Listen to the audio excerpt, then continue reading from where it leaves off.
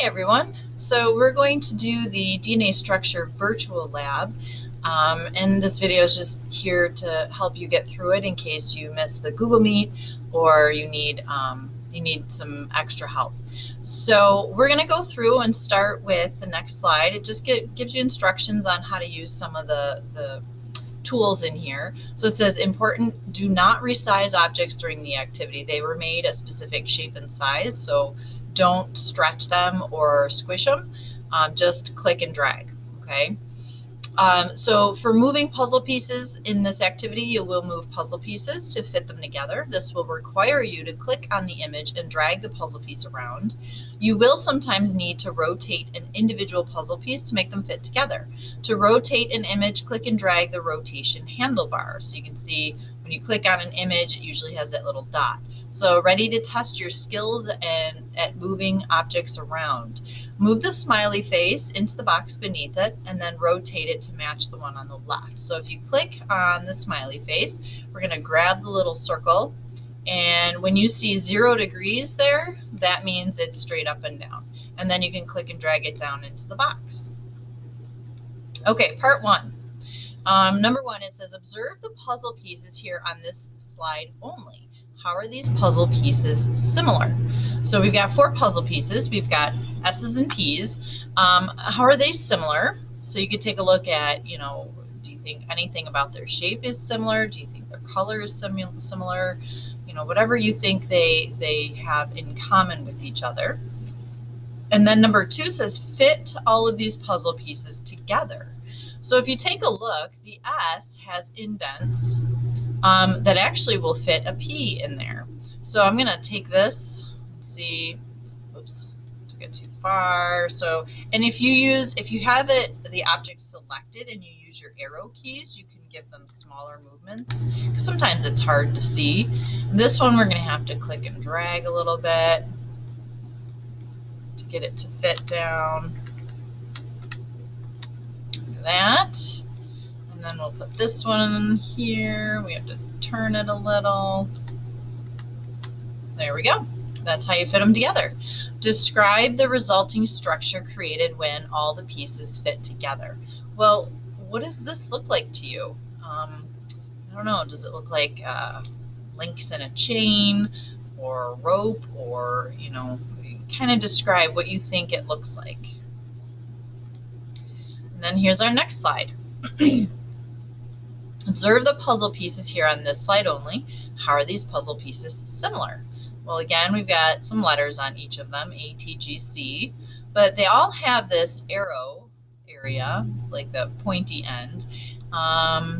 So that's something they all have in common. They're all about the same size, I would say. Some of them have more ridges on the other end, but some of them have less. So I guess, those are some things that you could write down. And then it says fit the puzzle pieces together. What pairs of letters match together? So now we're going to try and, I'm going to assume it's going to be the bumpy ends, not the arrow end. So it looks like A has 2 indents and T has 2 extensions. So I think T is going to fit into A. And let's see. Here we go. And then I'm going to twist C around and bring G up here. And let's bring them together. Here we go. So what pairs of letters match together? G pairs with C and T pairs with A. So that's what you'll write in that box. And then it says look back at slide 3. Which piece will these pieces, A, T, G, and C, fit into? Will they fit into the S or the P? So we're going to click back, and it looks like, P sort of has an indent, so does S, and this area here looks kind of square, but if I remember correctly, the ends of these have that arrow indent, and to me it looks like they're going to fit in the S piece. So that's what I would write here, is that they fit in the S piece. Okay, part 3. Fit all the pieces together in one big puzzle. Hint, all letters, A, T, S, will be sideways when done. So this is going to be like the gray area, colors in between, and then the gray area. So I kind of fast forwarded, and this is what your pieces should end up looking like. You have S and P alternating on each side, and then you can fit the G's and C's in between. It does not matter what order of A's, T's, G's, and C's you have as long as they're fitting into the S pieces like this. All right, it says if you have completed all previous slides, you may now continue. Delete the gray rectangle to show 3 models. So I'm going to click on it and hit backspace and delete it. Look at models 1, 2, and 3. Which of these models most closely resemble your model on slide 5, and how? So you're each going to have a different arrangement. So you'll have to compare your ladder, your model, to one of these 3, and then explain, you know, is it because your letters match up better, or you alternated colors the same way? So however yours matches with one of these. Number 6 says, how are the models 1, 2, and 3 alike? Well, I can tell you, to me, the first thing that stands out is that the gray sides of the ladders are exactly the same. SP, SP, SP, they alternate. And the fact that the A's and T's are all paired together in all 3 models, and the G's and C's are all paired together in all 3 models, that's the same. And these colored pieces all fit into the S puzzle pieces. That's something else that's the same. Then it asks for question 7, how are these models different? They're different because the order of the A's, T's, G's, and C's looks different to me. All right, so analysis. How would you describe the shape of the structure in part 3 on slide 5? The shape of the structure in part 3 on slide 5. Well, here is slide 5, and the shape of this structure, I don't know, kind of looks like a ladder, don't you think? That's how I would describe it. So that takes care of question 1. Number 2, if you were given more puzzle pieces, would it be possible to extend this structure? Well, yeah, I mean, if you had all the same types of pieces, you could keep going. Describe how and where you would add new puzzle pieces to your model. Probably to each end of that ladder. I would keep going. I'd probably put the, alternate with the S and P on the gray sides, and then the color pieces in the middle. And then number 4, could this puzzle be expanded on and on forever? Why or why not? I suppose if you had an infinite amount of puzzle pieces, it really could. It would be pretty long, but you probably could. Okay, stop. Do not go any further until you've checked your answer to slide 5 by deleting this box. So this is just for people who are in the classroom, because obviously if you're watching this video, your slide 5 looks like that ladder. But if we take this and we delete, that's what you should have on your slide 5. All right, so let's keep going. And now it says, now you'll research to help you understand the model you just created. Click on 3 resource links below now to create 3 open tabs as shown below. So they're showing you in this picture you want your tabs open. You'll be able to cross-reference material by clicking between the tabs. So I'll click this first one, go back to my PowerPoint, click the next one, and the third one. All right, directions are done. Next slide. Use the web. Use the links on slide 9 to find the answers to the following. And this takes you back to those links. So question 1, what model did you create in part 3 on slide 5? It was that ladder model. So let's take a look and scan through. We have something called DNA, deoxyribonucleic acid fact sheet. Oh, hey, actually this part right here looks like that ladder, doesn't it? Betcha, that's what we made, is DNA. This one's kind of the same, it's just twisted. Let's look on this one. This one looks really weird, right? Oh, but you know what? If you look, this piece and this piece, they alternate on each side, and then you have the colored pieces that pair up in the middle. So they all kind of, yeah, and look at, you've got some more twisted ones. So I would say we made DNA. create a model key showing what each lettered shape represents. So if we go back, you've got S and P alternating on the sides, okay? So let's figure out what S and P stand for first.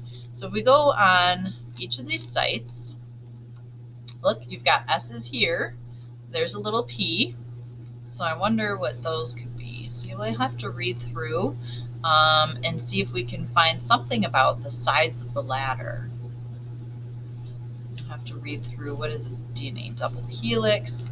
I don't know, it doesn't really say anything about what it's made of. So let's go back up here.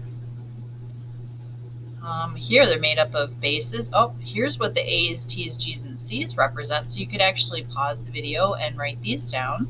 A stands for adenine, G for guanine, C for cytosine, and T for thymine. But we are looking, let's see, DNA bases pair up with each other, A with T, C with G, to form units called base pairs. Each base pair is also attached to a sugar molecule and a phosphate. There's our S and there's our P. So S is a sugar molecule, P is a phosphate. And then you can fill in adenine, thymine, guanine, and cytosine. Okay, so now number 3, A, T, G, and C are 4 kinds of nitrogen bases. Which bases are found bonded together as the steps of the DNA ladder? This is also known as the base pairing rule. Well, if we go back to these models, you can see A is pairing with T every single time, and G pairs with C. So that's what we can write down for the base pairing. And these nitrogen bases are held together in the middle of the ladder by what type of bond? So we're going to have to go back and research to find out what is holding the A's, T's, G's, and C's together. So let's go back up here. Look in here, these bases pair up. Skim through, read the shape, DNA double helix. Well, it looks like they're coming apart here. I wonder if they mention anything about that bond. I don't see anything there. Let's go to this one again. They're arranged.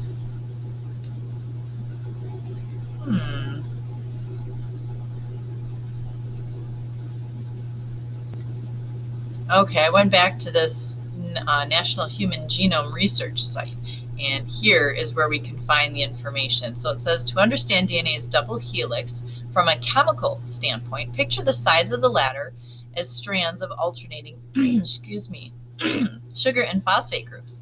The strands that run in opposite directions. Each rung, or the step of the ladder, is made up of 2 nitrogen bases paired together by hydrogen bonds. Right here, hydrogen bonds is what holds the nitrogen bases together. So these nitrogen base pairs are weakly held together in the middle of the ladder by what type of bond? It's a hydrogen bond. All right, so now the monomer or building block of DNA is called a nucleotide. Remember that? Monomers put together make polymers. So what are the 3 parts of a nucleotide? So it's not going to be the sugar, like the A's, T's, G's, and C's. Okay, the 3 parts of a nucleotide is going to be a little bit different. Oh, and it says delete this circle when you get to the slide. So we're going to delete it, maybe. There we go. Okay. So the 3 parts of the nucleotide. The monomer is a building block. Well, if we take a look at this, it seems like if you were to split these pieces up again, it looks like a sugar and a phosphate and one of these bases could make up a nucleotide. I'm going to go back to, let's try this website and just take, oh, you know what? Look at, real tiny here, but it says nucleotide, and I was right. We've got a phosphate, a sugar, and one of the bases. And you can see how each nucleotide has those 3 pieces. So that's what we'll write down here. The 3 parts of a nucleotide are the sugar, the phosphate, and the base. Then it says, how many strands of nucleotides make up the DNA ladder? Well, you've got 1 strand on this side and 1 strand on this side, so that would be 2. And then we have to circle a nucleotide in the model. So I'm going to drag this over, and there's one nucleotide. Now circle a second nucleotide. I'm going to circle, you got to make sure I have a sugar, a phosphate, and a base in there. There's another one. And then, next slide here, what is the function of DNA? Oh, delete this circle. We're going to delete that one. The function of DNA. Let's go back here. What does DNA do? Well, I bet you that answers our question. DNA contains the instructions needed for an organism to develop, survive, and reproduce. There you go. Those are the instructions. In your opinion, what structural parts of this molecule allow DNA to serve this function as a code for life? Slide 8 might give you clues. Defend your answer. This is from slide 8 because I'm looking back here when we deleted that box. So so if we take a look at this structure, what parts of it are actually the code? And so I would say, you've got the sugar and the phosphate is exactly the same on both sides. So there's nothing special, I guess you could say, about that. But I would say the bases, the order of these bases in the middle is probably what allows DNA to be the code for life. Because, like any alphabet, in our English language, letters have to be put together in a certain way to make words. And I bet you these have to be in a certain order to build different parts for organisms. Okay, so we'll delete this circle now.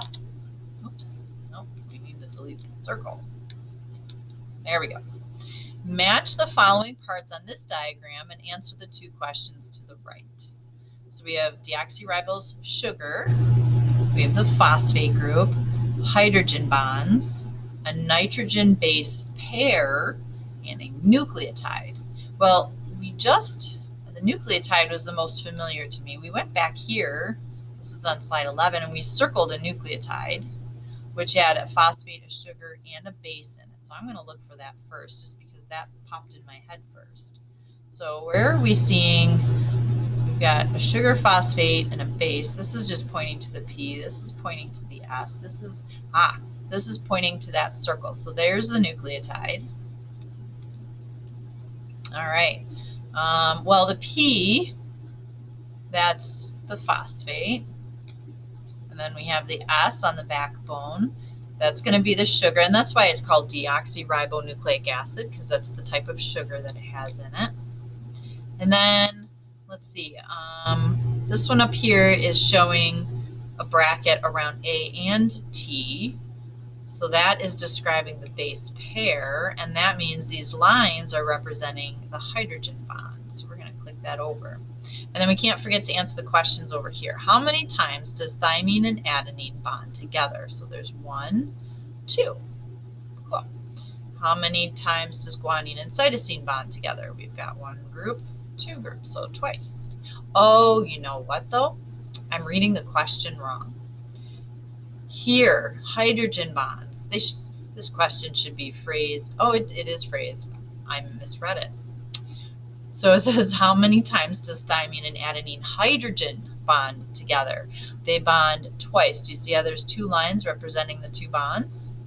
So that's 2 still. How many times does guanine and cytosine hydrogen bond together? That would be 3. We've got 3 lines there. Look at that. I read too quick and made a silly mistake. And that actually takes us to the end of the lab, and hopefully you have a little better understanding about the structure and function of DNA. And we'll see you guys later.